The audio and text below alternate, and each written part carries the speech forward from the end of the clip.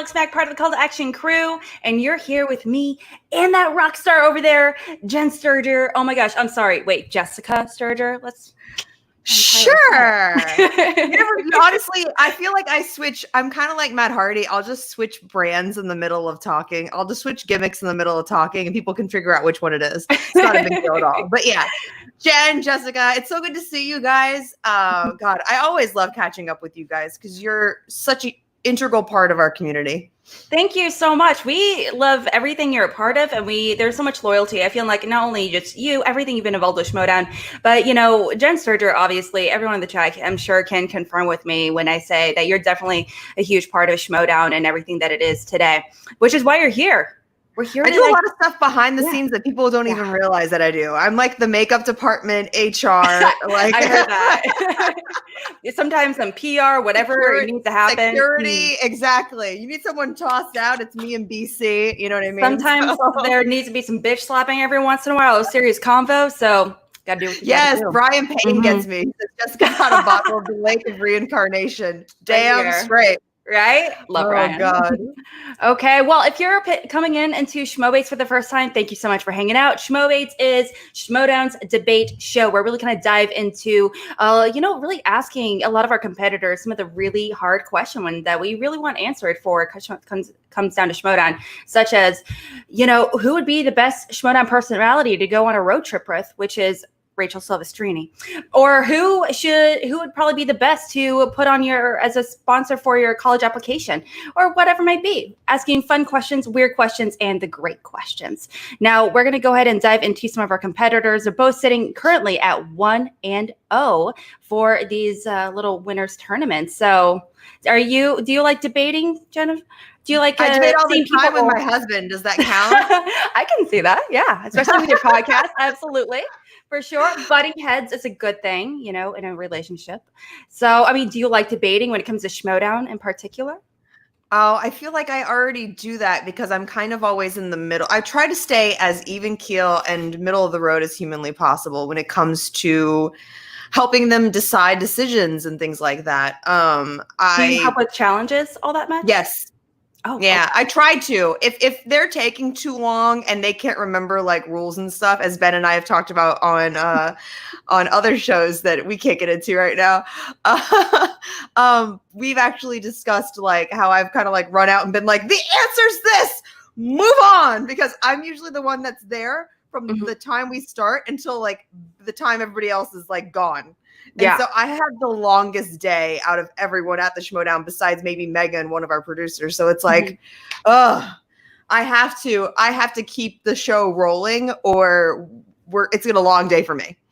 Guys, one of the big takeaways from everything that Jennifer just said is pretty much get yourselves together, be at her level. Okay, that's the real reaction here. All right, so we're going to be diving into, like I mentioned, with some of these competitors sitting at both at 1-0. They're going to be really answering some really big questions. Let's go ahead and bring out our first competitor today. He is sitting at 1-0. He previously played against an Eric Zipper. He's a pretty, kind of a well-known actor guy, I suppose. Maybe Mr. Brendan Meyer. Hello. Hey there, everyone. What's up? I'm doing good. How are you? I'm good. Glad to be back. I'm digging your T-shirt as well. Thank you. Yes. Now. Yes. I'm digging it. Yeah. Well, the last time I was coming off a great win and then played Ben Bateman in a tournament, not so good. So hopefully this will be a better result. This is your shot at redemption, kid. Don't blow it. That's right. Don't blow it, guys. We're not debating any Bond films, so this is good.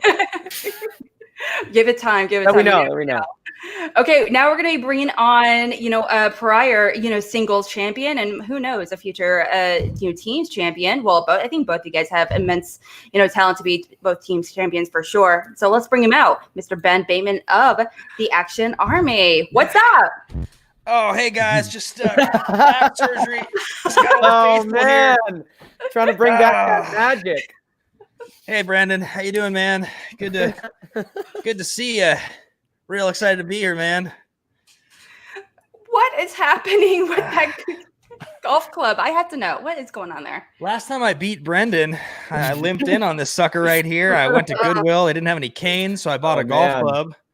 And I I've held on to this thing. You know, Alex, I have to be honest with you. You and Lucas as commanders in chief, I think you actually technically own this golf club at this point. You know what? I wouldn't be surprised. I really wouldn't. Mm-hmm. You know what? Just take off your ball cap too. That's ours as well. You know. Yeah. It's, no, I'm excited to be here, Brendan. It's good to see you, man. It's great to see you, Ben. The stakes are what they are, but I'm here to win. And all right. No pressure, y'all. No pressure, y'all. And good to see you. Good to see you, Jessica, and good to see you, Alex. This is good stuff. But, You're really pushing that line right now, dude, between tweener and full-blown ass. No, I think we all actually know the answer to that. Let's be honest, guys. Okay, let's not delay it any longer. We have some debating to do for all these competitors, these really fine competitors here. And just to let you know, if you're not familiar with Schmoebates overall, again, thank you so much for coming on and hanging out with us today. So Schmoebates, what we do, we're gonna have both Ben and Brendan argue 3 big Schmoedown related questions. And Prior already told them beforehand, they picked out their answers, so good to go there. And so they're going to be starting with an opening statement at 1 minute apiece, followed by 4 minutes of open arguments, as well as 1 minute of closing statements. For the first question, we'll be starting with Brendan. For the second one, we'll be starting with Ben. And for the third and final question, we will be using this gorgeous little Action Army coin to really determine who is going to be going first, essentially. Now, we already decided as well, Brendan obviously is going to go with, our Lord and Savior, Andrew Guy. And Ben Bateman's going to go with Team Trader, obviously. So let's go ahead and go into it. Okay, starting with our first question. Jen, will you please read the following question? Oh, I get paid extra for this usually, but okay. All right, guys, your first question. What team had the best match debut? Mm-hmm. Now, you guys are both obviously part of like really great teams.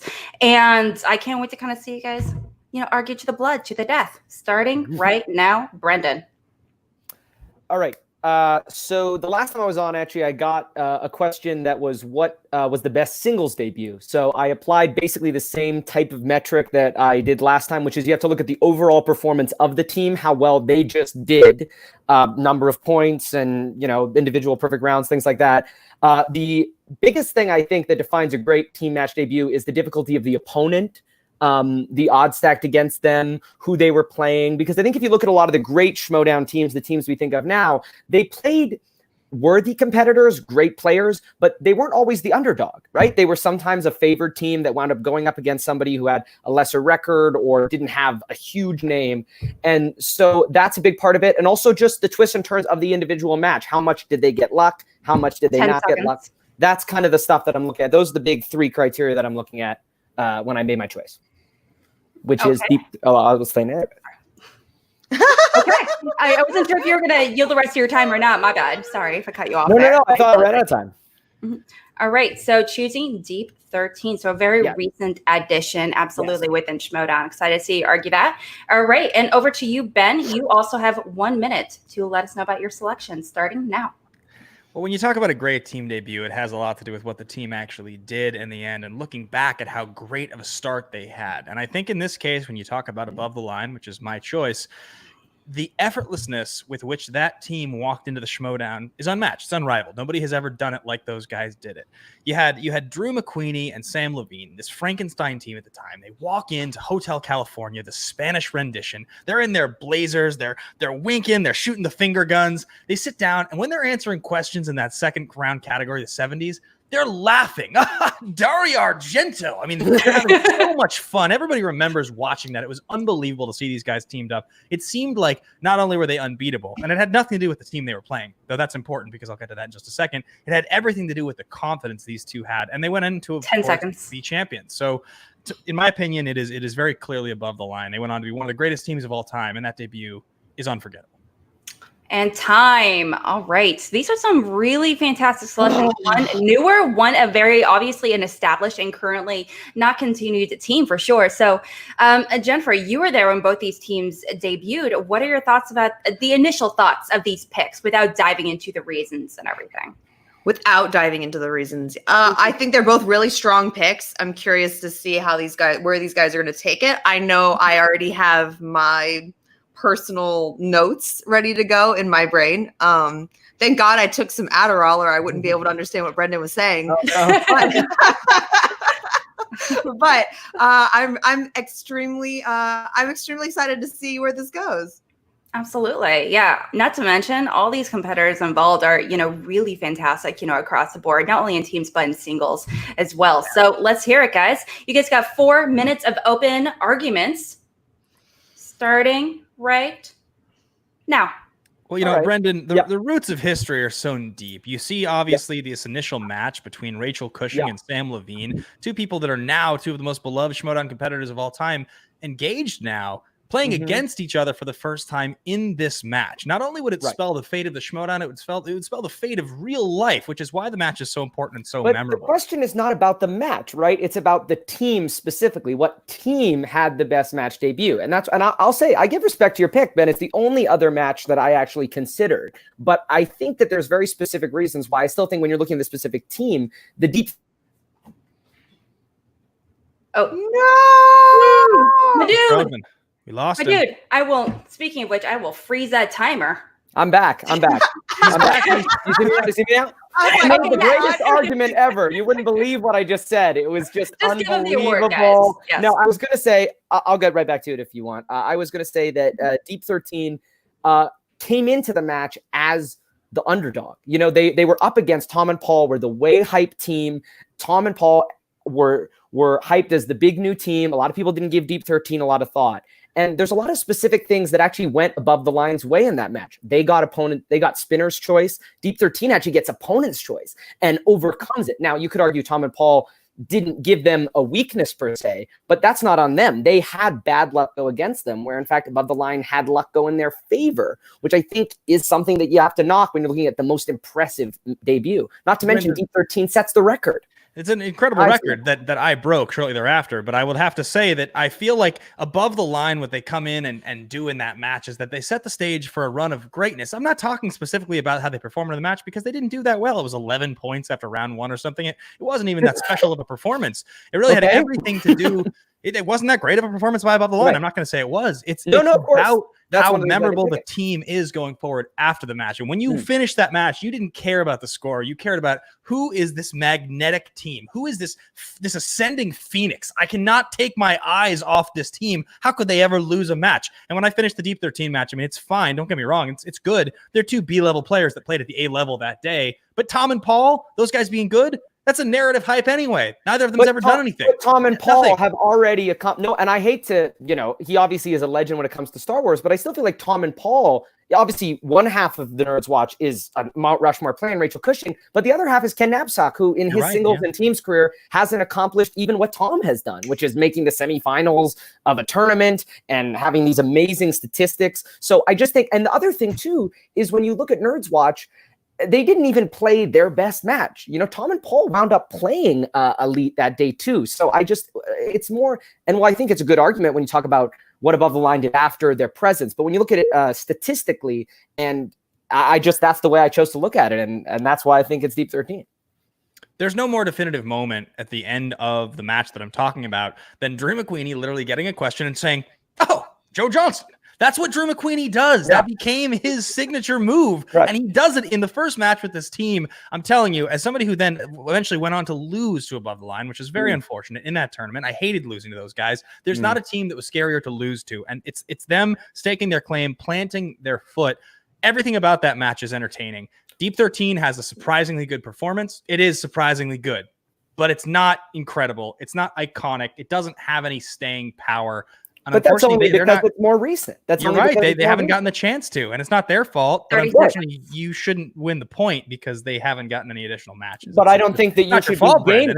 But then I don't think you should be gaining points for picking a team that has all this history. It was what team had the best match debut. It's an isolated incident. I might add. You got the chance to choose. The best legacy. You got the chance to choose this category first. You could have chosen Above the Line, specifically didn't choose it for the reasons I've said. You got very clever. And all I did was more work research extremely into hard. it, Ben. When I did more research into it, Ben, I realized they had spinner's And choice. time. You're out of That time, wraps it up. Oh, whammy. We just concluded our first open arguments, and that was a lot to take in. There was a lot of notes I took down. Same. Yeah. I had to write very quickly. Well, I feel like although these two teams, obviously, they're both two really great teams. Obviously, one more recent, so it's a very new addition to the idea of potentially, having the potential of becoming very iconic, but also one that's much more established and, was in a team championship belt later on. But like you said, going down to the match itself, it can be a little bit difficult to do when you're just really narrowing it down to that specific match. Now, I was a little surprised that how you kind of talked about, Ken Knapsack in particular as a prior, Star Wars champion. But you were totally right. Singles teams, he's okay. He has his moments, but Star Wars is obviously his big place to be. What did you think of these arguments so far, Jen?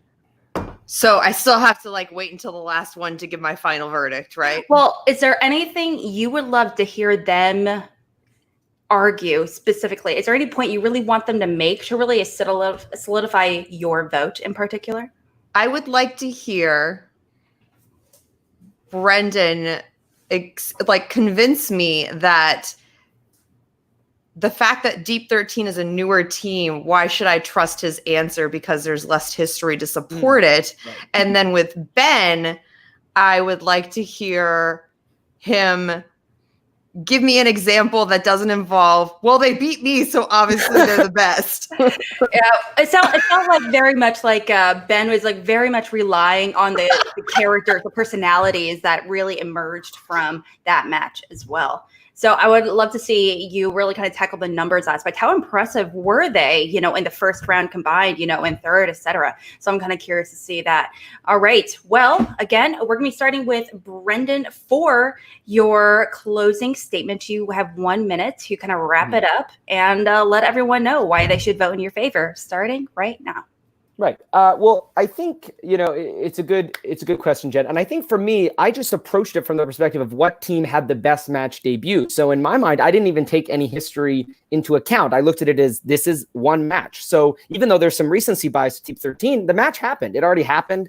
And they, at the time, and yes, Ben's right, who's the boss, has now edged it out by 1 point. But at the time, in their debut, they set the team record or tied the team record. And so I found that super, super impressive. I found the adversity they had to overcome in that they were playing a really, really tough team that actually played at an elite level. They both scored 30-something points. Now, scores are a little bit higher now than they were in the past, but that still doesn't change the fact that they statistically scored even higher and with opponent's choice. And so, yes, there isn't a lot of history that we can go to, but I didn't look at it that way. I looked at it as what team had the best match debut. From a numbers perspective, I thought they did do it. They scored the most points of any team in their debut. And they did it against a really, really tough team that played at an elite level on that day and had to overcome luck not even going their way. Whereas Above the Line got fortunate with their category. I mean, Above the Line, who knows what happens in that match if they get opponent's choice like Deep 13 did. And time. Oh, wow. Whammy. Just really kind of diving into it, the points, the accuracy ratings behind those individual players and setting that record, like you said, is, it's definitely very impressive for a first-time team. Absolutely. Okay, over to you, Ben. You also have 1 minute to really wrap it up in a nice bow and solidify everyone to vote in your favor as well, starting right now. Okay, Brendan, it's a cute point you make, and I don't mean to be a heel about it, okay? But Deep 13 was a fluke. They were drafted where they were drafted as players for a reason. They weren't the first round or the second round pick by their team. They were in the third and fourth and fifth rounds. Drew McQueenie was drafted first overall by the former champion this year in the draft. Greatness continues on. Now, when Tom Brady set the record for touchdowns with 50 touchdowns, it was great in 2007, but it doesn't matter now. Tom Brady's great because he's won 6 Super Bowls, not because he set the record one time that got broken by someone else. No one cares about a record that gets broken. Deep 13, it doesn't matter. It was a fluke match with 2 players that overachieved. They have no staying power, and they won't do anything else in the Schmoedown. What I'm talking about is the debut match from arguably the greatest team that's ever played the game. They play it effortlessly. They play it with grace. They play it with confidence. For God's sakes, Sam is going to marry the person he beat in the match. It's an unbelievable performance by one of the most memorable teams we've ever seen. And there's just no question. It's the debut from one of the greatest. Yours is a fluke. Oh, wow. Oh God, I have so many feelings right now. One's arguing in favor of this intellectual side, and the other one is just like arguing in favor of my heart. My heartstrings are being pulled right now, and I do not appreciate it, Ben. How dare you? Look what you're doing to us. Okay, so you got the first arguments, the first question, and everything out of the way. Jen, what do you think about these? Everything, all the arguments and everything have been solidified. What do you think? Is there anything you would love to correct? Is there anything you thought like, that's okay, pick, or whatever it might be? No. Okay, so here are my 2 points. And that is with Deep 13.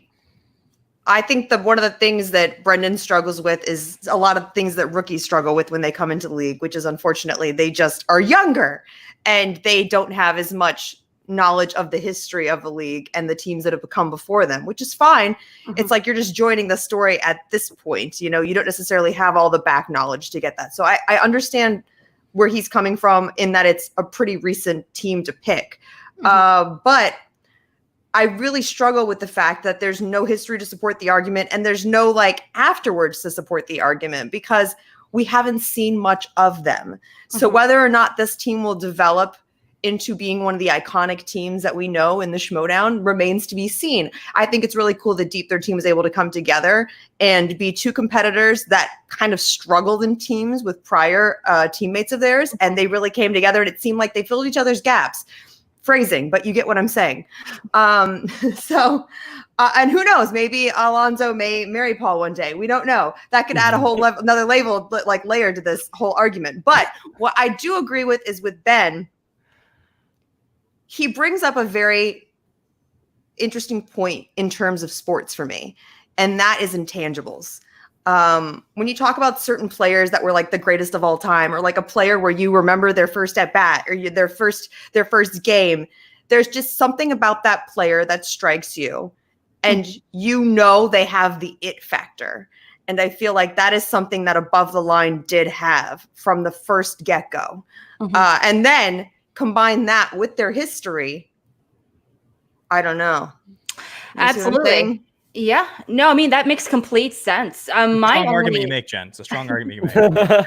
My real question is whether or not to count the idea of history for or against it, because we're not really kind of talking about the history and potential of these teams. We're just talking about the debut itself. So hearing a lot of the the emergence of some of these characters is something I was really excited to kind of really chat with. And to me, all the characters are really iconic in their own ways, and they all have been established competitors pretty consistently throughout the season. Okay, so you guys, you heard it. You heard the closing statements for our first question. So you can go ahead and go over to our Twitter page, vote, and let us know what you think. Do you want to vote in favor of Brendan with Deep 13 or with Ben with Above the Line? So it's totally up to you guys. A vote specifically on these arguments. Please do not vote in favor of one or the other because you're like, I think this person's cool. I think that person's not cool. Whatever it may be. Don't make that the case. Just because if you love one faction or the other, we're here for the arguments, not for the kayfabe. Okay, let's do it. All right. So again, you can move over to Twitter and do that right now or later. Totally up to you. And we're going to be hopping over to our second question. All right. Now for this one, we'll be starting with Ben with his opening statement as well. Ben, are you emotionally prepared? Are you ready? I'm ready. Ready to roll. Right. Okay. Jen, please do us the honor and read the second question.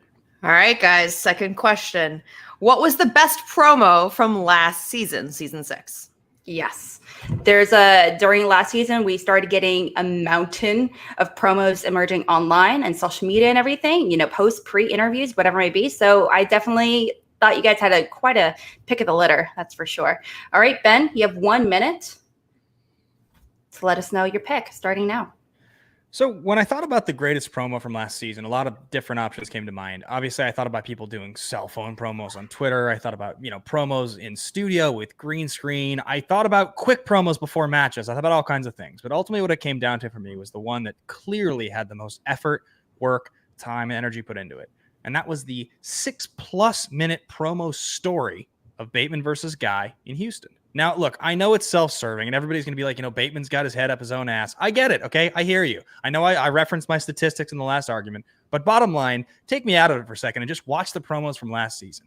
It's the acoustic still Dre music. It has all of the different moments. It has the tackle. It has Giancarlo Stanton. It represents so many things, so many highs, so many lows, the ups, the downs, the losses. And ultimately, it culminated in the most exciting match probably of all time. Not because the match was iconic, but because it was in a fucking wrestling ring.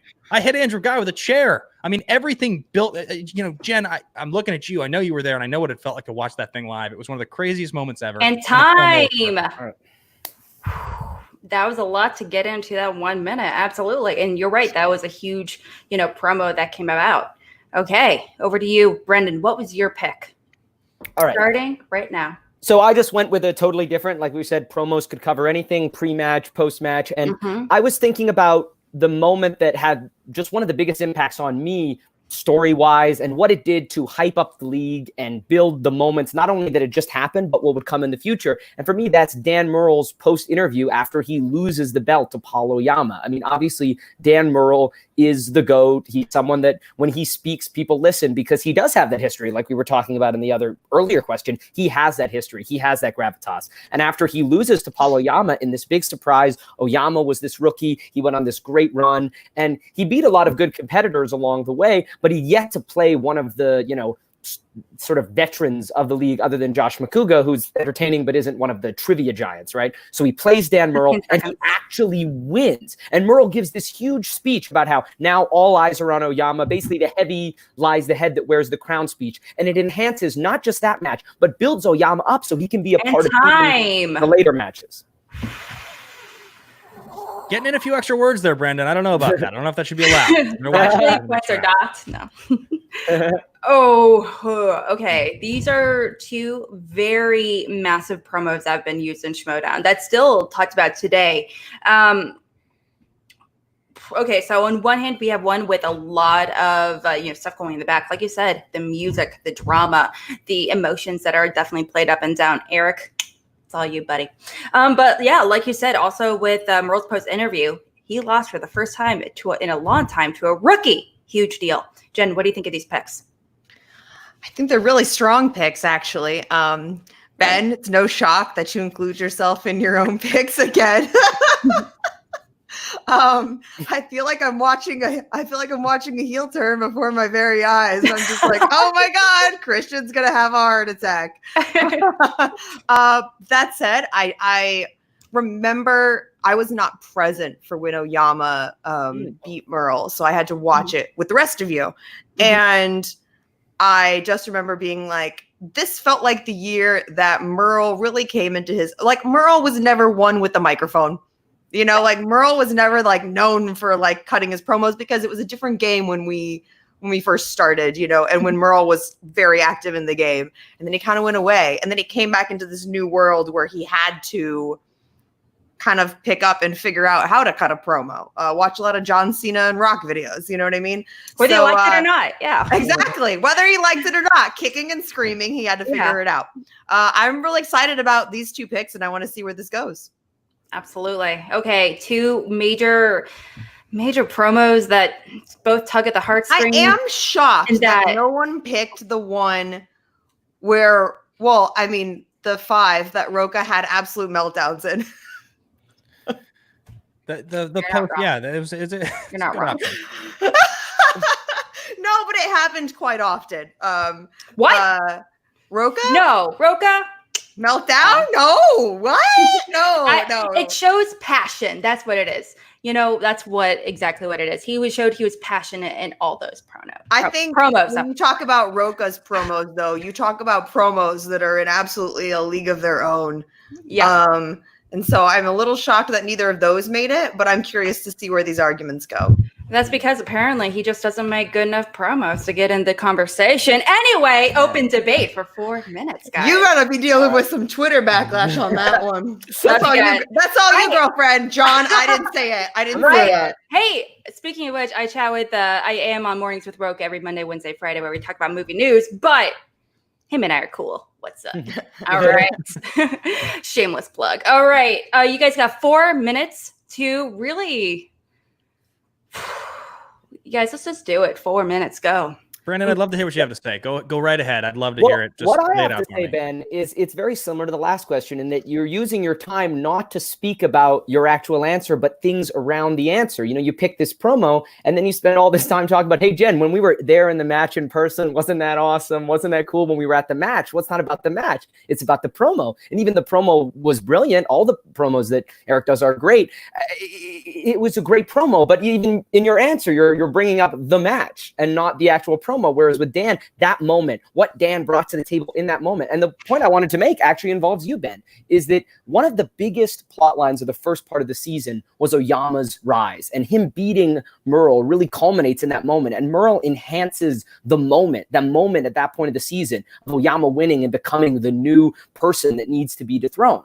And I think without that promo, then it doesn't actually build up to what you did, which was you were the story of the second half of the season, which was your rise to play Oyama. And I just think that these two key moments, when you beat Oyama at Spectacular and when Oyama beats Merle, wouldn't have the same gravitas if we didn't have that true passing of the crown moment from Dan. I just think it's so impactful from a story perspective for the season and enhanced matches before and after. Yeah, I think the interesting thing about what you're talking about there, Brendan, is that the Oyama versus Merle matches at Collision, and a lot of great things do happen after that match, but the moment I'm talking about happens before that. It happens in Houston. And when you talk about the fact that it doesn't have the same resonance because I'm talking to Jen about being there, well, she's there because she heard the thunderous applause from a real Schmoedown Live audience when they saw the promo.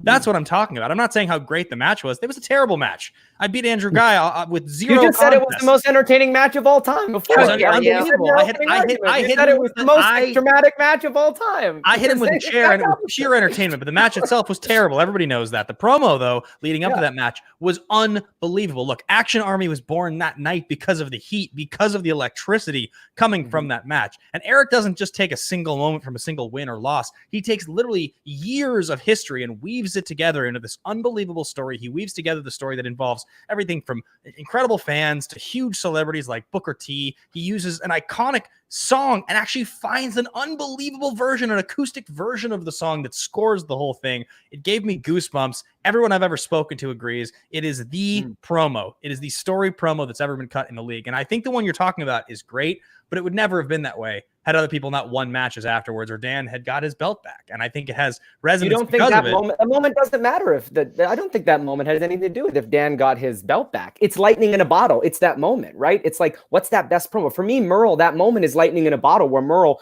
coming off a big loss, brings real emotion and real gravitas. And yes, the promo is great, but there's all this stuff to draw on, and it becomes this sort of manufactured thing, brilliantly manufactured and brilliantly cut together. But the Merle thing for me, when I was thinking best promo, it stuck with me. You know, it remembered me because it was a true human moment. It was that lightning in a bottle. Dan Merle getting his belt back and holding two belts on stage in Atlanta is a great moment. Dan Merle beating Ethan and talking on stage after he wins his belt back is a great moment. Dan Merle saying heavy lies the head after losing to Paul Oyama in a studio match. But it wasn't just a fine moment. It's a fine moment, and he has great things to say in it, but it doesn't actually dramatically signify anything because he's lost. He hasn't won. And he even has a more iconic loss than that loss. And it wasn't a title match. He got embarrassed by Andrew Guy, and that loss matters. But there wasn't really, he didn't say much in that promo. That's the thing, is actually Roka was really propping him up. So that was what was so great about that moment. And for me, you know, I do think that it had a huge impact. I think it was epic. I think it built story. And he didn't even say heavy lies the head where the crown. He said all eyes are going to be on you. It was a full-on monologue, and it was unexpected coming from Dan, and it had an impact. That's what I think. Yeah, and time. That's fine. Okay. To say things are getting heated is putting it very mildly, I have to say. And there's a lot of chat. Is there a buzz around? Is this Brendan probably wants to buzz around, you know? There's a lot of comments, you know, being like, holy crap, you know, Brendan's definitely get some pointers from Coy when it comes to baiting and, you know, speed mode, which we appreciate for sure. So I really like both these promos so much for so many different reasons. So I have a hard time really comparing them the way they are efficiently. Jen, overall, I mean, you know, one's really focusing on like the long-term storyline, and the other's really focusing on, you know, the spur of the moment, what happened as a direct reaction from said match. You know, what do you think of these kind of different arguments? Well, are we including the practice chair shot, Ben? Or are we just talking about the one that was seen on television? All six. We can include all Because six. the practice one didn't go so hot, buddy. I hate to break it to you. For those of you that don't know, I ended up having to apply makeup to Andrew's face because Ben busted his face open. Oh. Don't try this at home, kids. But I will say this. I always find anything that involves team action or the team action Civil War incredibly charming and funny and loaded with entertainment value. Mm-hmm. That said, let me pull up my notes because I have points to make here. Girl, I am so here for your notes. Here are my notes. Let's get that on Okay. Twitter, guys. Hashtag Jen's notes. Let's make that All happen. right. I am very impressed with the kids' arguments here, and let me explain why. I said he built the argument the same way that Ben's championship was built. He basically, one of the best things about cutting a promo is, and it's something that Smets and I talk about all the time because he's very good at it and he understands how it works. And so does Roca. And that is, the best promos aren't the ones where you tear down your opponent. They're the ones where you lift your opponent up. And what Merle did in his Heavy Wears the Crown speech was he built Oyama up to be a monster. So that way, Ben, when you won, it wasn't like, oh, Ben just won from Oyama. You essentially won from the guy that took it from a member of your faction, which made your win more valuable. That is how you cut a promo. Cutting a good promo means putting over your opponent, regardless of win or loss, so that your win looks better. And it was almost a long-term game. And granted, I know it's one of those things where people go, oh, well, I remember a long time ago when I first joined, people were like, are the matches fixed? The matches are not fixed. The matches we have game plans for every given outcome of a situation. Except for Guy versus Merle. No one saw that coming. No. But, but I will say that Merle putting over Oyama at the end was honestly, to me, a really big story point in your journey, Ben. And that made your win, after all of the steps you took to get there, that much more special. And we all felt that emotion with you because it was like you were taking one back for your faction. Absolutely. Yeah, like you said, you are taking that approach, you're definitely referencing some of the much more historical, well beloved, promos and ever. Yeah, but that's a definitely new perspective, be able to, raising the idea of the villain or the champion up to that level, definitely really escalates it. Absolutely. Okay. Well, but again, I just viewed promos differently. You know what I mean? Like, I view it's not necessarily the moment that gets you the most hype. It's the one that affects storyline the most and honestly puts over the characters that are all involved in it. Absolutely. That's definitely a perspective for sure. But like you said, like part of your job is doing promos for a living. So you got to be pretty darn knowledgeable. That's for sure. You got to be on top of it. Absolutely. And not to mention, everyone's just like really quick to say, Jen's notes, Jen's notes, all of it. So much of it. That's absolutely true. Okay, now we are going to be going into the closing statement. So it sounds like, climbing out of the open arguments, that it sounds like Ben has a little bit of climbing to do, especially in terms of, winning Jenn over for a potential vote. Okay, so we are going to be going into our closing statement, starting with you, Ben.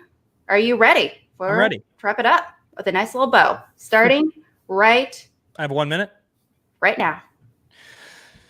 I really think that when you talk about promos, there are definitely two schools of thought. And I hear what you're saying, Jenn, because I think it has a lot of resonance. But I think at the end of the day, the promo should be a pleasing experience to watch. As I've gone back to watch old matches and I watch some of these old cut together promos, they don't have a lot of artistry. They're not as good. They're not as fun to watch. They get a little bit boring. I think the one that I'm talking about here is truly a piece of art. It's as entertaining as even parts of most matches are. I don't think it's fair to penalize me for having ultimately won the match that I won to give Dan's speech resonance. I mean, I hear what you're saying, because you're right that a great promo from a great character should build up the person who has that mountain to climb, which I did. But it's on me. I won that. That's the reason it was good, not because of anything else.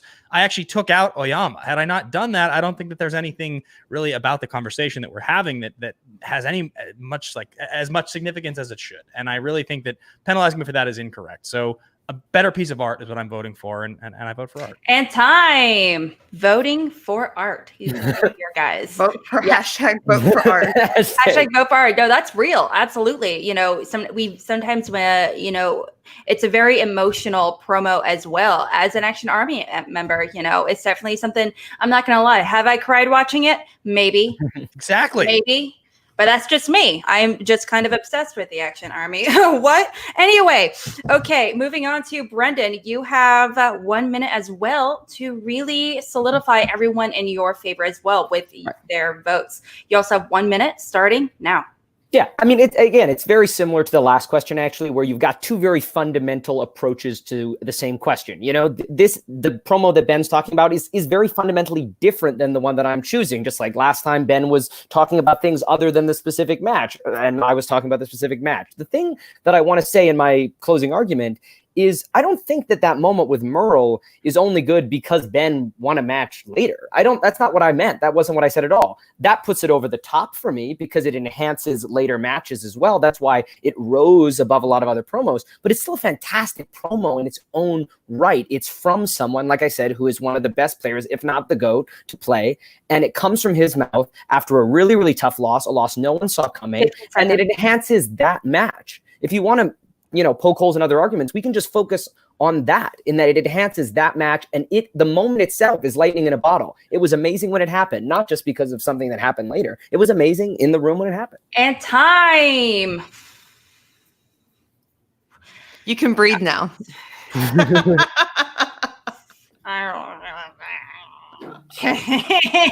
don't wanna. Okay, it's times like this that make me very happy that although Jen and I are here really, you know, making sure this goes off without a hitch. At the end of the day, you guys, the viewers, there's a bunch of you guys that you guys need to go over to Twitter.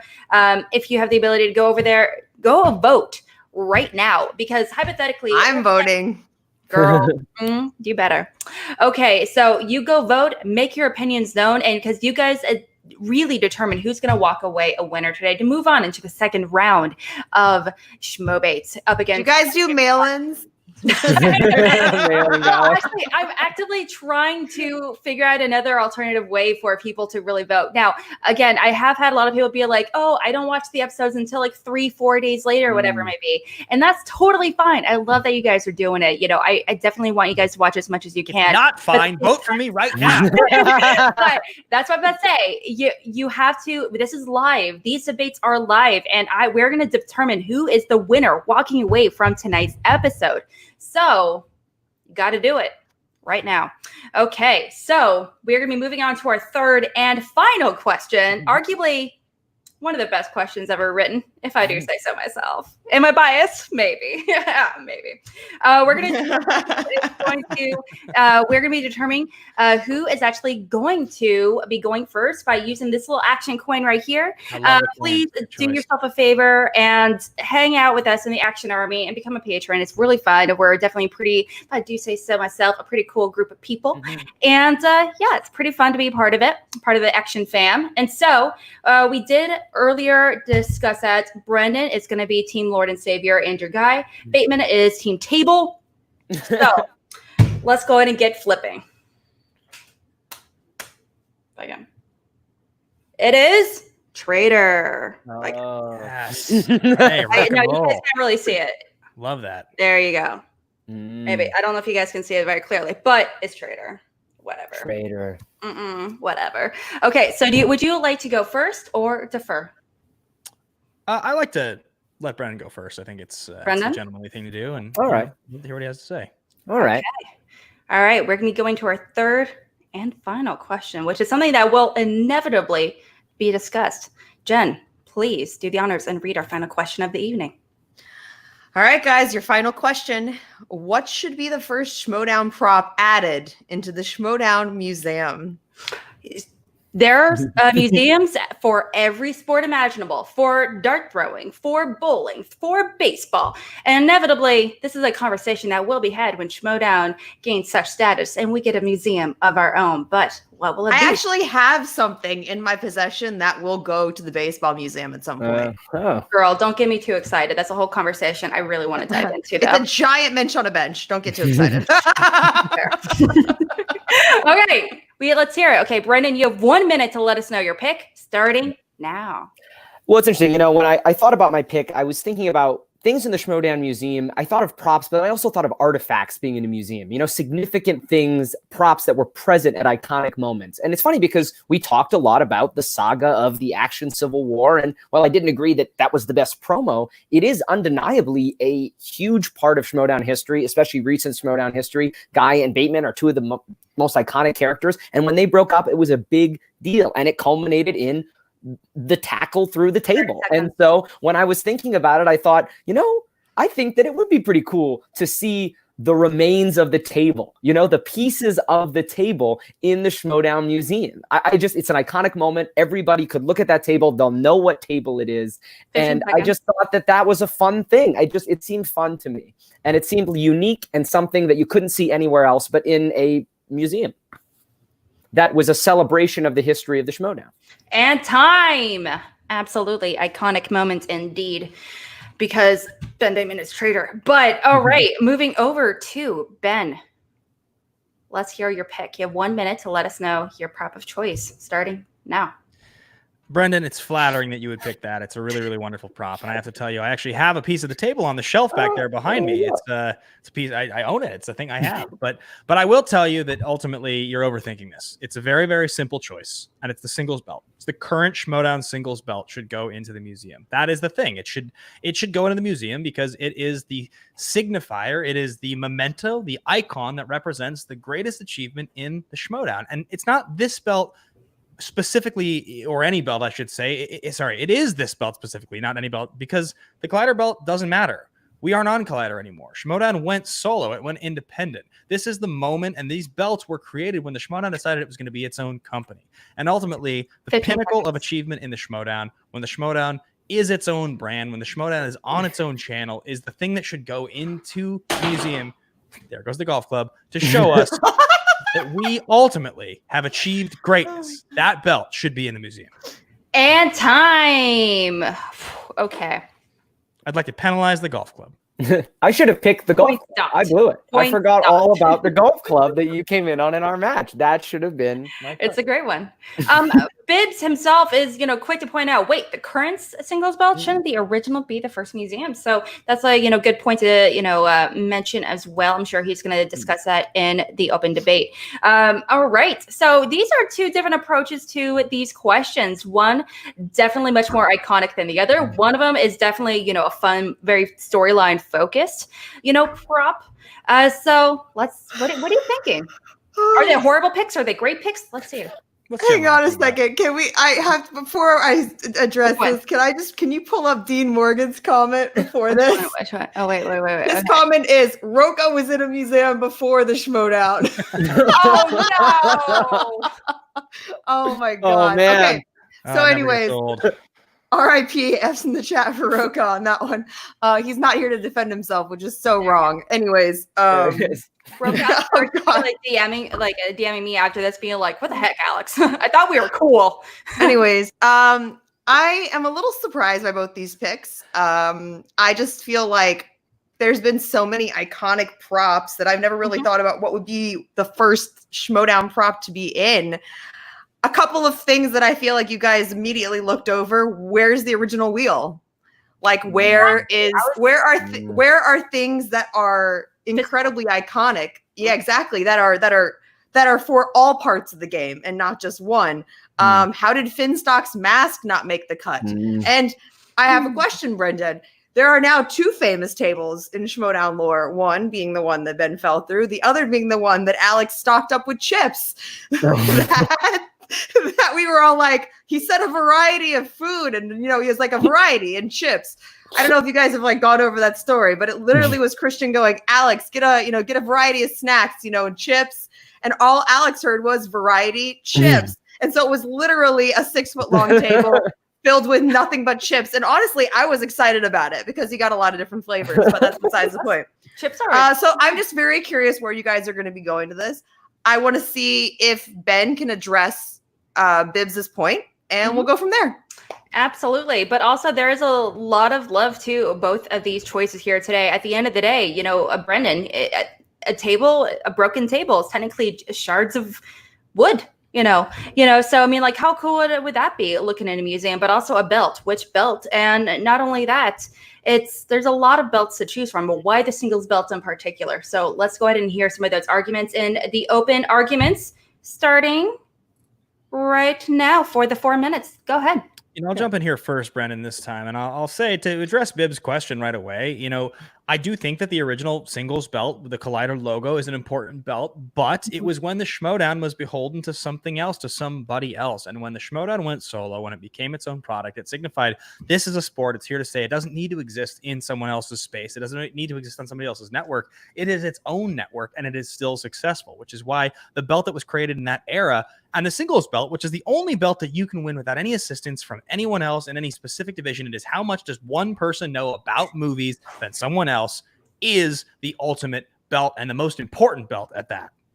Here's the reason why I wouldn't pick something like the belt, because in my mind, the Schmoedown Museum is a chance to see artifacts, significant things. Now, anyone who's been to a live event in the last year has seen the Schmoedown singles belt, has held the Schmoedown singles belt, potentially. I just feel like as much as it has history, and I think you're making a good argument, for me, it just didn't feel special enough. And maybe I am a bit outside the box, but for me, you say, oh, it's shards of wood. It's the shards of wood. I mean, it's what it represents. It's there on a table, and you can say, hey, these are the, it's like you go to a museum of ancient Greece, it's the ruins. They're just, you can look at it and go, well, that's not even a full column. That's just crumbly bits of rock. But it's because it used to stand in a significant place in history. And so that's what I thought of when I thought of the shards of wood. Why? And Brendan, I don't mean to efface my own legacy here, but why are shards of wood that culminate the action story more important than, say, Finstock's mask, or more important than, say, a Nerf gun that Crusher is holding in an early match, or Baby Carrot's orange boot? But Ben, why are you defending all these things that you didn't choose? Like, this is what I don't understand, Ben. Like, because you're choosing one thing that relates to one particular storyline and two competitors. I'm choosing something that relates to the legacy of a league, and at least 25%, but I would argue more important than 25% of the league's legacy. You can't just say that shards of wood that I got tackled through are more important than the belt. I just think that if I went to the Schmoedown Museum and I saw the belt, I probably wouldn't spend that much time looking at it, because if I was a diehard fan, I'd have seen it a million times, but I'd have seen it in person. That's the big thing. It's not like going to the Hockey Hall of Fame and seeing the Stanley Cup. Oh my God, I've never been this close to the Stanley Cup. There's a lot of opportunities if you're a fan to get close to the singles belt. I remember it's spectacular. People were wearing it. People were taking pictures in it. It didn't stand out to me as a special thing. You're telling me that, like, Sidney Crosby, one time he got a hat trick. Here's the puck. Oh, actually, it's the Stanley Cup. Which one are you going to look at longer? Of course, you're going to look at the Stanley Cup. The Stanley Cup, every match you'd seen. But if you'd seen the Stanley Cup like a million other times because you were a hockey fan, you probably would look at that. You're too close to the center here, Brendan. You are diminishing the fact that the most important belt in the most important sport in the world is, of course, a thing as a fan you'd want to look at the first time. What, you think every fan has gone to a museum, has been to a live game, and been able to see the Lombardi Trophy or the Stanley Cup? Of course not. That's what museums are. They're supposed to feature the most important artifacts. Again, don't get me wrong. I am flattered that you're choosing a table that I went through, that I have on my shelf here, but it is not the most important. But maybe it won't even. But that wasn't what it was. It was the first Schmoedown prop. And is a belt, I mean, I don't know. I just didn't see it as significant enough. I thought it would be something more fun. That's not significant, just not special. It just doesn't feel like something that you could only see in the Schmoedown Museum. When the Schmoedown was conceived, we knew that belts would signify champions. When the concept of me getting tackled by Andrew Guy was conceived, we were going to buy sugar glass for me to get tackled through. We only got a table because we couldn't get the sugar glass in time. That's how significant the shards of wood really are. They were but they became significant. But they just became like your argument right now is a backup plan. But now they are significant because they were part of the event. 10 seconds. But it isn't even the first belt. I understand your thing, but it like I said, it's so a part of the culture. The original belt will be like, oh my God, I've never seen this before. And time. Okay. Good try, Brendan. Really nice try. Hey, that was enough of the debating for that section. Okay. We have two very passionate opinions for these props. And like you said, Jen, there are so many different props that, deserve recognition. I would love to stare at hours and, whenever that inevitably happens, when I take my grandkids to see, which it will happen, to see at the Schmoedown Museum. It's only a matter of time. But I would excitedly see both of these. So is there anything, the particular point that they really made you excited to see a potential prop like this in those museums?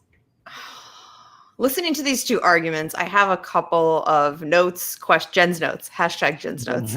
A couple of notes and a couple of questions. I find it fascinating that Ben is willing to tarnish his own legacy to not let Brendan win this argument. It's fascinating to me on so many different levels. Ben honestly sounds mad that he had to fill out his pre-op paperwork on his back surgery, being like, "Were you involved in a car accident?" No, it was a table because we couldn't get sugar glass. Like, you know what I mean? And then the argument of the Stanley Cup came in, and I'm like, oh God, where are they going with this? Do people have any idea what people have done with the Stanley Cup? And then I got distracted and went, oh my God, I wonder what's happened to that belt. And Ben did lose it, and over in LA, like after the live event, I remember that. So, oh my God, I remember that. Yeah, good times. The belt's gone missing. The wheel's gone missing before. There's been all kinds of different. The belt has gone on adventures. That's what's happened. Adventures between so many different competitors and teams, etc. For sure. I hope those adventures included a Purell wipe or something, though. Is all I'm saying. But yeah, this is turning out to be fascinating. I'm just very curious to see how far Ben will go, tearing himself down in order to be right. And this is a fascinating way to argue. Well, you got to do what you got to do in order to get that win. That's for sure. What prop would you have personally picked to put in a Schmoedown Museum?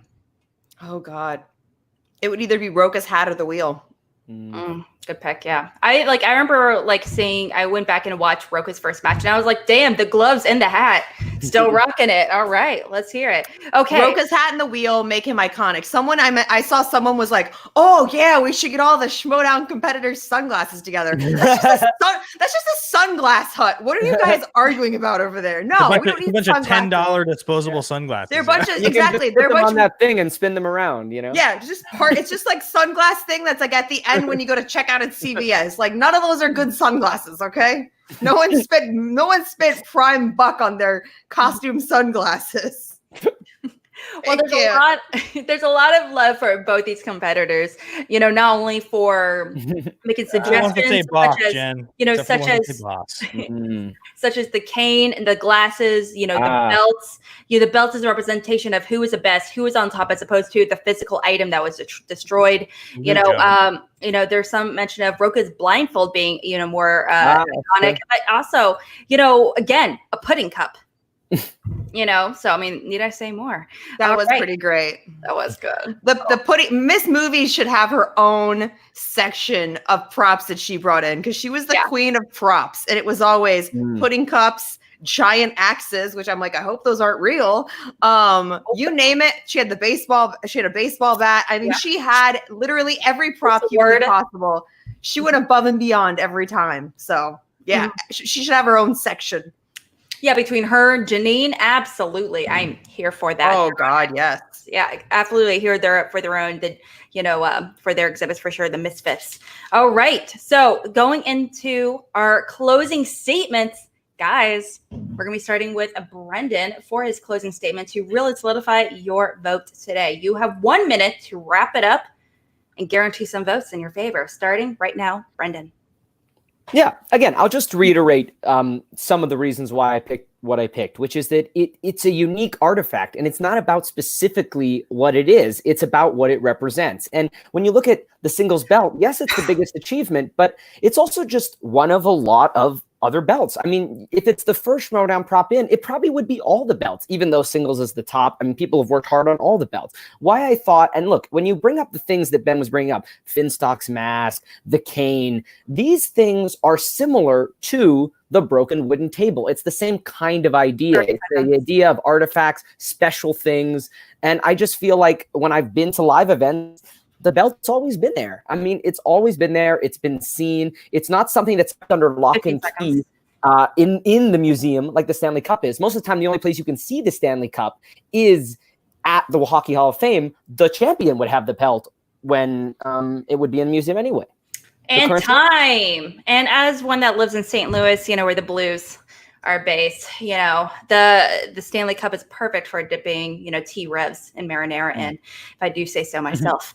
All right, moving over to Ben, but also Chris Adams coming in hot with all these really great suggestions. I think the final pick amongst all the iconic pieces will stay Greg Alba's wet pants. Good argument. The water bottle. That's 100% true. 100% true. Also, speaking of which, right after this, go and head it over them. They're going to be doing a live reaction to today's Star Wars match. So it's going to be pretty awesome. Definitely go head over right after this. Okay, so over to you, Ben. You have 1 minute to really wrap it up and get some votes, man. You got 1 minute starting now. You know, by the time there is a Schmoedown museum, I trust there will be a new singles belt, a bigger, shinier, heavier belt with more jewels on it and all of the things. But the reason the singles belt I chose will go into that museum is because it is the first belt that represents the greatest honor when this league owned its own destiny. It couldn't get canceled by a network. It owned its own future. And ultimately, when you ask somebody who's the best at something, it always comes down to what is the greatest honor? The greatest honor is to be the single best player. Be the single best player to win the honor of the most knowledgeable in movie trivia Schmoedown. Teams is great. IG is great. Star Wars is great. But the singles belt is the most important. I love that you chose the shards of the table, the broken shards of the table. It's an unbelievable choice, Brendan. And I think when you talk about the great stories of the Schmoedown, there are so many good stories. I'd be honored to have that be the first item. But I think it would be an injustice. It would be an injustice to the true history of the league and what we all deserve to see in that museum. Time. Guys, you're watching this. You're going to determine our winner today. Both these competitors have made some really wonderful arguments. And Jen, what are you thinking? What are your thoughts? If you had to put a vote on it, what would you say? Oh, don't put me in that place. Okay, alternatively, he definitely, I feel like he was pretty solid in like his arguments. Like you said, it's the first belt that, you know, they said, hey, I'm not going to get canceled by, you know, a network or a, you know, a program or whatever it may be. So it's a very symbolic moment to have our own belt. So what do you think of some of his arguments? I get where he's coming from, and I understand. One of the things that I feel like was the biggest like letdown as far as what could have happened to the old belts. Like, I really felt like that could have been a huge angle where like someone just chucks that thing into like the LA River or something like that. I just felt like, oh, that would have been the biggest heel move of all time. But like I said, I am incredibly fascinated by the fact that Ben is willing to say, I don't matter that much. They were great arguments, Jen. They were great. Which is something that I never thought I would ever hear Ben Bateman say out loud. Not to a therapist. In order to prove his point. I think they both make incredibly valid arguments. I do feel like the Civil War with Action Army, with a Team Action, was the story of the season last season. They headlined the event in Houston, and while the match itself wasn't huge, the storyline was. And I feel like it all culminated with that table to get us there. Absolutely. And so, I don't know. This is so tough to pick. I'm sorry. Well, it's a good thing that you and I, technically, we don't have to pick. If we don't want to, you know, it's totally up to you guys. But you guys are the ones watching this. All 71 of you guys that are watching this, please go on Twitter. Let your make your opinions known. Let us know who's going to walk away a winner today. You guys got, I'm going to put it on my little thingamajig. You guys got 10 minutes to go vote. And if you just casually forget and just wander in the kitchen or bathroom or wherever it may be and you just forget to vote, that sucks. because it's not going to matter. We're going to find out who our winner is in just 10 minutes, guys. So go ahead and head. Yeah, this isn't like when you're like voting, and they're like, stay in line. They'll stay open for you. No. Like, you have more time to stay in line. Don't leave. Nobody got time for that. Nobody got time for that. All right. Okay. So aside from that, I mean, like, how do you guys feel about your arguments? I mean, overall. I feel really good about my arguments. You know, it's always fun to go against Brendan. I was really flattered with his final vote. I mean, I think it was really sweet of him to do. You know, that was great. But yeah, this was a good time. Yes. Yeah, absolutely. I mean, both of you guys are so good debaters overall. And so, yeah. It's fun. I feel like there's a lot of fun debate that happens among people in the Schmoedown in general about different things. You know? If there were streams on right now, they'd still be doing this, but like at a Barney's or you know, or at a pub. Like this same thing would still be going on. I feel like every time I go to a live event and there's like a you know, we go to a bar or whatever, maybe like after, and we just hang out and chat. I feel like these kinds of questions, these like sometimes random, sometimes not so random questions are definitely like discussed, or I hear them mentioned at some point. I remember chatting with Eric Zipper and he was like telling me like why IG is probably one of the most difficult, you know, things to study for compared to like singles and teams, you know, because it's a completely different study strategy, you know, versus the other leagues, but also some, you know, other things like you mentioned, the props, the mask, the Finstock mask. Oh my gosh, iconic. You know, there's so many props that, you know, that are not just like part of the matches, the individual matches themselves, but storylines are just as important, you know, arguably so as the matches. So yeah, overall. No, it was fun. I thought it was interesting. I felt like we were very different. Like I just felt like all the questions, like the answers were there was real contrast between both of our answers on each one, which I thought was interesting. I mean, I think you made ballsy picks, Brendan. I enjoyed listening to your picks. You know, you the subtle. Do I talk for it? I really went for it. That like backhanded because I don't. The pick. I'm not trying to undermining it, being like, "Whoa, it was bold." I'm not trying to be that backhanded, but when I talk, everybody laughs. It's like it seems like intentional that I'm just trying to tell you. It's a real gift you have, Bateman. It's almost like they're very invested personally. It's nuts, right? This was my day off, Brendan. I didn't wear a suit. I put on a hat. I'm so sorry if this was too much of a challenge for you. Ben, I stopped wearing pants, like actual clothes, like a week ago. So I get it. I'm like sitting. Yeah, I finally gave up. I did my first stream with no makeup on the other day, and I was like, here we are. This is happening. I've just been gaining weight in quarantine, but it's okay because I don't have to put on suit pants anymore. I just wear sweatpants with jackets now. You're like, these are all that fit me. Yeah. Oh, yeah. 100%. I try to put on. You can't sit with us, Ben. Business on the top, casual below the frame.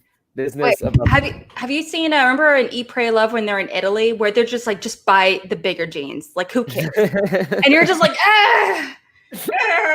Eat, Pray, Love. God, I haven't thought about that movie in such a long time. I just remember when I saw it, I felt like every girl in the theater that was there, like our periods all synced up at the same time. Like it was that, like it was that powerful of a girl experience. Yo, that's real. Like I'm having a relationship with my pizza, and everyone's like, yes, man, woman, whatever it may be. Everyone has had relationships with pizzas. That's just a fact. Yes. Okay. Well, I gotta know, you guys. You guys watch movies. Sometimes for a living, sometimes not, whatever. I mean, but you guys watch a whole bunch of movies. Yep. What is a movie that you have no business studying, but you go back and watch it with absolute glee? Oh. Yeah. Mortal You're Kombat. not watching it because there you go. 95, Mortal Kombat. And I know I see Mike Deacon, call sign Kano in the chat here, and call sign Katana and Bethany Curl in the chat here enjoying it. I mean, that movie is the best. If I get asked any kind of a question like, you know, what is the name of the yellow ninja that Johnny Cage kills in the hell? You know, like, I'll be so happy to get that question. But, like, they're not going to go that deep. They're just not, you know, they really aren't. And who plays Liu You know Kang or what, something? Ben? I don't disagree with you on this one, to be honest. Great. And I've already thought about it. If we're still doing this whole wear a mask thing, I'm totally reviving my katana costume that went viral. Viral a couple years ago on Reddit. Because I think my butt is getting bigger and my costume staying the same size. So it was like, oh, we might need to add some extra fabric to this. If anything, considering like I remember the games and how crazy they are, it's almost like how like crazy the costumes are sometimes, because I know they change a little bit with every game and sometimes in the movies, that that if anything it would probably be much more accurate. So if I ever get asked because I can actually tell you offhand the name of the actress that plays Princess Katana. Like if I ever got asked that question to win a match, Jen, I would die. You're ready for the Mortal Kombat Iron Man match. Guys, you heard it here first, man. Iron Man Mortal Kombat match coming to you. The end should totally be the end of that match should totally be just graphics where we have them prepared for either scenario. Where it's like you just hear Ken's voice go, finish him, and it's just character representations of both you guys. Like how many millimeters are Lord Raiden's eyes cross-eyed? I'll be able to answer that question correctly. Oh man. You know what? Just to put it mildly, guys, nerds. I have actually. I'll admit this. This happened to me a couple of times, like when I was really like in the tournaments and like was really watching movies. And every movie, I knew I had a match coming up, and I'd be thinking in Schmoedown every time I'd watch a movie and specifically pick things that I literally. And this is so ridiculous, but I literally had moments where you're paying attention to little details so much that I'll just like be walking down the street in real life and see like a sweater on the road, and I'll be like, "Wait, what color was that sweater? No, wait, this is real life."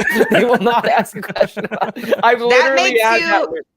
But that, you know what, honestly, it's stuff like that. It's the ability to recall certain things like that make you a great witness to a crime. Right. If anything, it reminds me of that scene. I haven't had the opportunity to live up to my potential yet. It's like, you would be sitting there with the sketch artist, Brendan, and be like, no. The bridge was thinner. Yeah. The bridge was thinner, and the upper lip, it was raised on one side. Like you would remember everything. Like, it is this girl, and I'll be like, wait. Let me use a repeat. Repeat the question. I got it. I know exactly. Give me 15 more seconds. I know exactly what color of blue is what shade of blue it was. Just give me another one. Challenge. They're like, lock him up. He's totally blue eyes. It's actually green eyes. Oh my god. What about you, Jen? What about that movie that you just, maybe it's something sentimental, maybe it's something that you and your husband bond over, or whatever it may be, or something that's you watch and you're like, this is me time. What do you like to watch? When it's me time. Oh my God. I haven't had me time in such a long time. God. It's true. I'm like, a conversation in and of itself. I don't know. I feel like it's hard to remember what my life and my watching habits were pre-COVID, because now whenever I turn things on, I'm like, I've seen all of this. Like, so whenever it's me time and it's just like guilty pleasure time, I feel like I go back to two things. It's always Back to the Future, the entire trilogy, and Indiana Jones. Ignoring Crystal Skull exists. Yeah, no joke. Do you have a Those are typically what I do. Pardon? Do you have a preference of which Indiana Jones movie, or do you just like kind of go through them, maybe marathon them, or? No, I usually marathon them. I usually back to back. Yeah, I know when the last time I thought I was gonna be giving myself a treat, because I enjoy Jurassic Park a lot as well. So I thought I would watch the new one, Fallen Kingdom, and that was a huge disaster. And I was like, that was a waste. That was a waste of me time. Are you excited for the new Indiana Jones movie coming out, directed by James Mangold? I feel like they've got to redeem themselves for the franchise after Crystal Skull. So I'm always excited to see what the next chapter looks like. I just, in the back of my heart, I'm like, please don't let this suck. And then someone also put, I also think the period thing was a Dane Cook joke. People talk about period syncing all the time, but if you go back and you actually Google my Twitter, I walked out of the movie theater and I tweeted that joke. So highly doubt he saw that movie, but it would be the first time that a joke was stolen. Here's my question for you, Jen. Right. And if you don't know this, this is a question to Brendan. All right, so we all know Julia Roberts stars in the movie. I believe she meets 3 dudes in the movie, right? I think she three lovers. Can you remember all 3 actors? Because when I was studying Julia Roberts, I remember coming across this, and I always forget the third. Wait, which movie? Which movie is it? Eat, Pray, I think Love. weirdly enough, I think I can actually. Let's see. There's Brendan gets. There's one that I'm not sure of. Yeah, so exactly. I know which one it is. I know it's Richard Jenkins, and I know it's Javier Bardem, and something in me wants to say James Franco. Correct. I thought you were going to miss Richard Jenkins. I was sure you were going to miss Jenkins. Richard Jenkins has that amazing monologue in that movie that I always remember. He has an amazing monologue on like a rooftop somewhere. I've only seen it once a long time ago, but like I actually remember Jenkins just because Franco was the one I was fuzzy on. But he's the first. I knew she was having a crisis when James Franco was involved. Yeah, exactly. Let's be honest, he's the one having the crisis. Let's be honest. He's just like James Franco. He's a weird fella. That's true. Okay, guys. Oh, sorry. Go ahead. No, I was just going to say it's funny because I can't remember the context of the Franco thing for whatever reason. Like I actually can't remember the context. I just remembered it was him. Whereas the other 2 I can remember. Why? That was the first guy that when she finally divorced her husband, she like ran off with like a younger guy. Like they didn't run off anywhere. They were like, she tried to work it out and she was like, oh no, this isn't happening. And then she kind of had like a breakdown and was like, I need to go far away. Sorry. I'm sorry. You cut out on me actually, Jen. I lost you for a second. So sorry. I didn't get that. Sorry about that. We're all offended by you. How dare you? I'm saying I can't respond. You just need to leave. You need to get out of here. No, just you're a precious cinnamon bun. All right. We got our results, guys. If you haven't voted already, shit for you. I mean, like, I don't know what to tell you, my dudes. I mean, you got to be on top of that. Votes. All right. We got our votes in, and let's go ahead and find out our winner. Okay. So for question number 1, which was, what team had the best match debut? With 54.3%. Close. Against 45.7 in favor of Above the Line versus Nerds 1.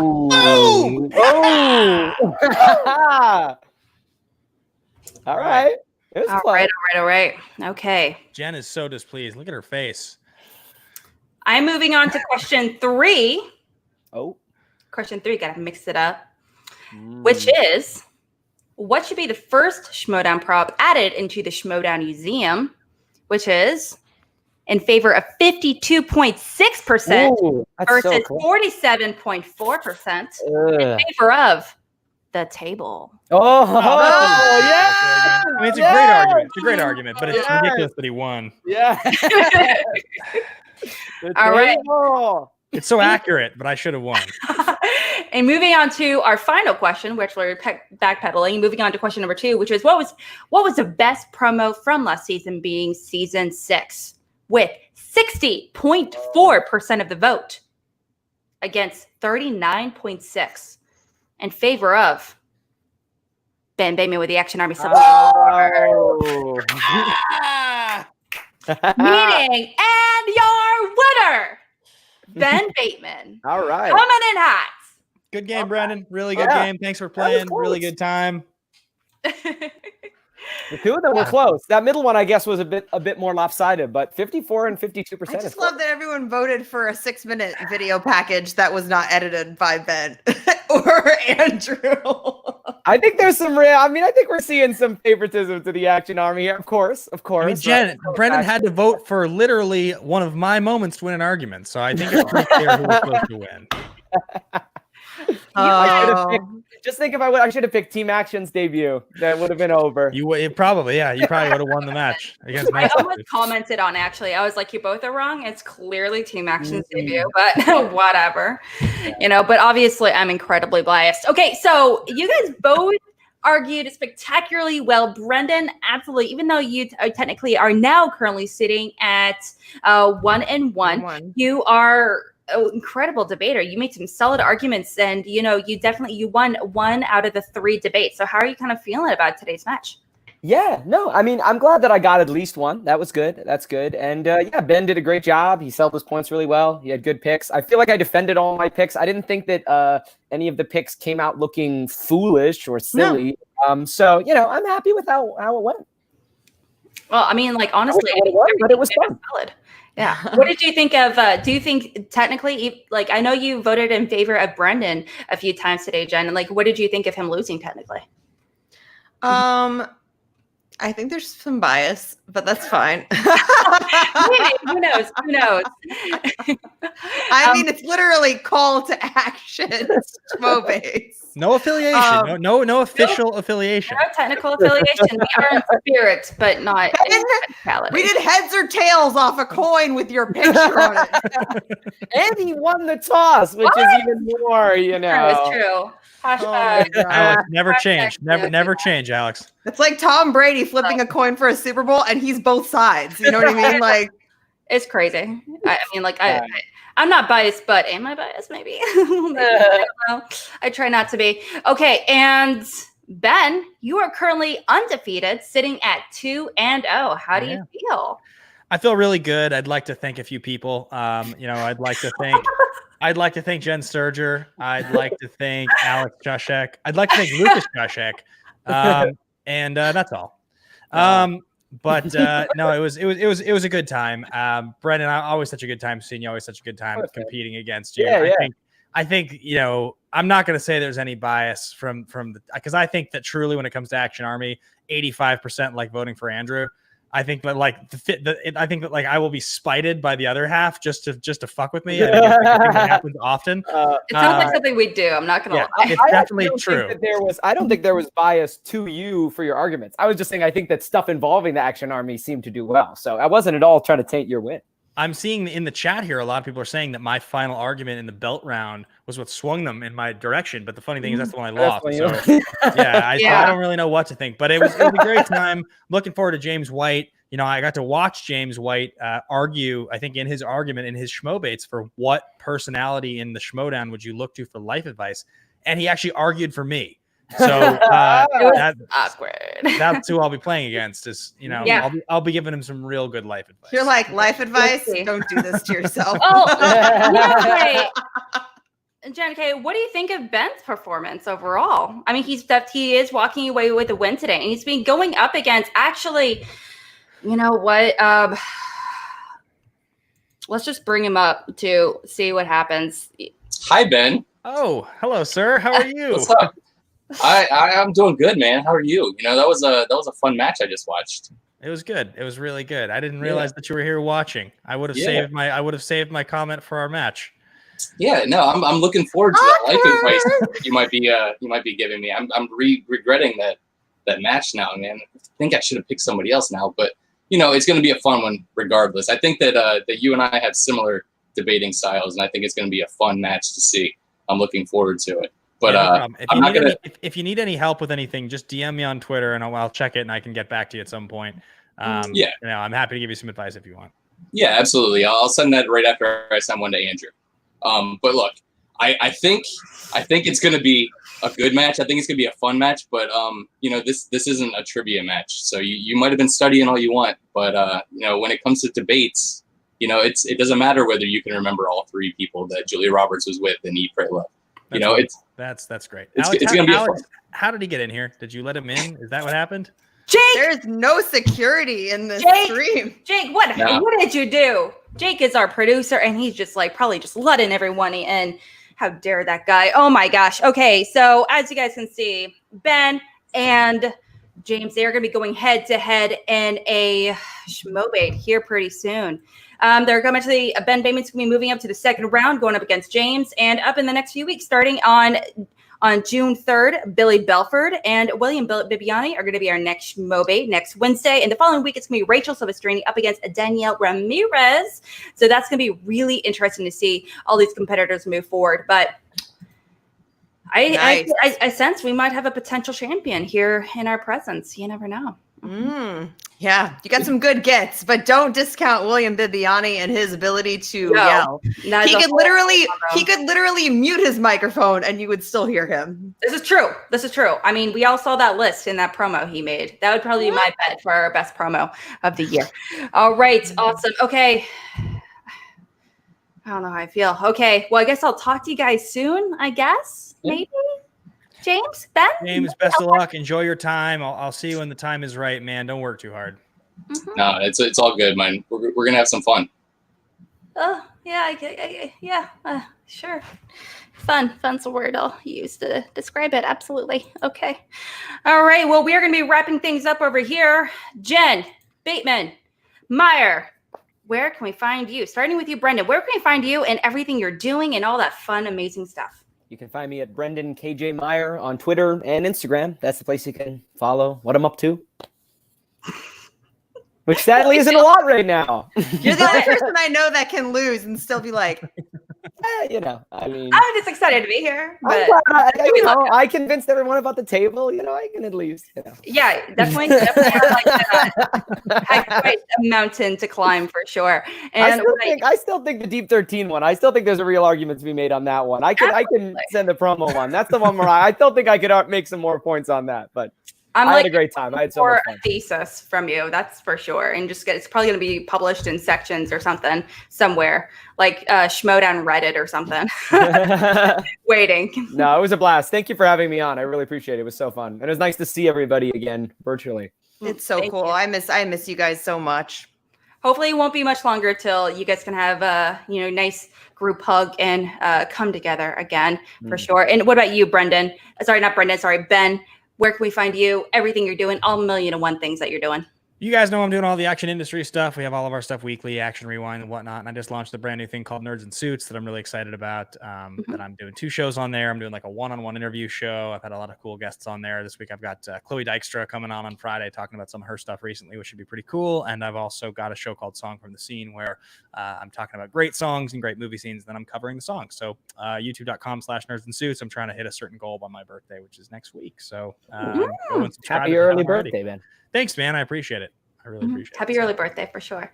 All right. And last, but obviously certainly not least, where can we find you and everything you're working on? All right. Right now I'm doing Swing Break with my husband and Eddie Pence. It's like our furloughed show until our radio show comes back next Monday. I'm back at radio.com in my studio. Probably wearing a full hazmat suit, but we're going to make it work. There's actually no one in the building, so it's fine. But I am going to be back on the regular air next week, and I'm so excited to be back and to be getting a paycheck again. That'd be wonderful. And so check that out. If you guys could go and follow me at Swings, ANDMRS, get it? That would be super helpful. And also at AEW, I'm doing all kinds of stuff for them on YouTube. So if you would like their channel, and if you see a video of my face in it, give it some love. That would really help me a lot too. You heard it here, folks. Go over to that channel. Give the love all over to Jenn, because she's all down a bag of chips and a whole bunch more. She is the cheese to our enchilada. She is the cheese to our macaroni, the milk to our Cheerios. Let's get it over and out, guys. Thank you so much. I'm Alex, my part of the Call Action crew. You can find me on Twitter and also on Facebook and all that fun stuff. And Schmoebates every single Wednesday, 9:30 Central. Please come and make us part of your regular routine, and that'll be a really fun time. But yeah, comment, and we'll see you next Wednesday. Bye, guys.